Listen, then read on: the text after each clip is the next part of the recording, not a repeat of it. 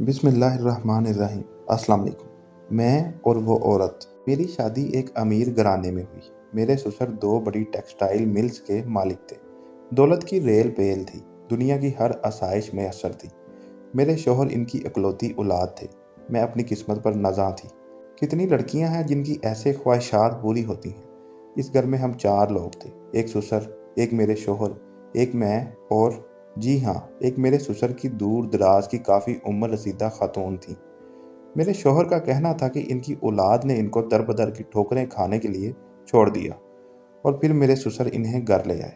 उम्र 70-80 के लगभग थी। वह खामोश फितरत थी, लेकिन बस मुझे इनसे चिढ़ सी थी। मुझे ऐसे मालूम होता था कि मेरी राजधानी में वो एक बोझ हैं। मेरे सपनों के महल में बदनमा दाग हैं। मैं दबे दबे लफ्ज़ों में अपने शौहर से उनको घर से निकालने का कहती, लेकिन ये तो मेरे ससुर का फैसला था। मेरे शौहर का कहना था कि इनके घर में दौलत की रेल पेल और बरक़ात अम्मा को पनाह देने के बाद शुरू हुई और अब्बू कभी ये बात नहीं मानेंगे। फिर अचानक मेरे ससुर का हार्ट अटैक से इंतकाल हो गया।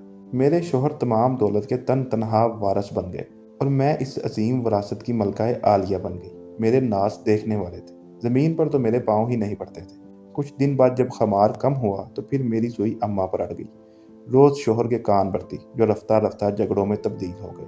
और एक दिन शौहर ने भी मेरे आगे हथियार डाल दिए।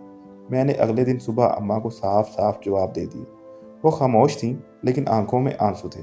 फिर वो कुछ बताए बगैर घर छोड़कर चली गईं। मेरा और उनका कोई मुकाबला ना था, लेकिन मैं ये यकतरफा मुकाबला जीत चुकी थी और फतह के नशे से सरशार थी।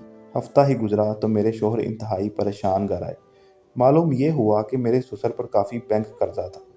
इसके अलावा लोगों का उधार भी था। चाइना की टेक्सटाइल इंडस्ट्री के मुकाबले में आने से कारोबार भी काफ़ी मुतासिर था।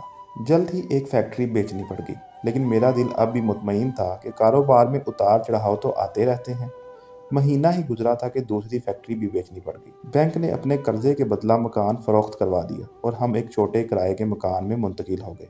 मेरे शौहर ने बची खुची आमदनी से एक छोटा स्पिनिंग यूनिट खरीद लिया और इसी तरह ज़िंदगी का पहिया चलना शुरू हुआ। मेरी सब शहाना अमारत ज़मीन बोस हो गई। मुझे एहसास जुर्म ने घेर लिया। मैंने एक बेबस, लाचार और ज़ईफ़ औरत को बेघर किया। मेरा अपना सपनों का महल बिखर कर रह गया और ये ज़वाल अम्मा के जाने के बाद ही शुरू हुआ। मुझे अपने ससुर की बात दुरुस्त मालूम होने लगी। जिस तरह अरूज अम्मा के आने से शुरू हुआ था, इसी तरह अम्मा के जाने से रुखसत हो गया था। हमको समझना चाहिए, घरों में बुजुर्गों से ही बरकत होती है। बुजुर्गों की दुआएं ही होती हैं जिनकी वजह से घर में खैर व बरकत होती है। अल्लाह पाक बुजुर्गों का साया हमेशा रखे। आमीन।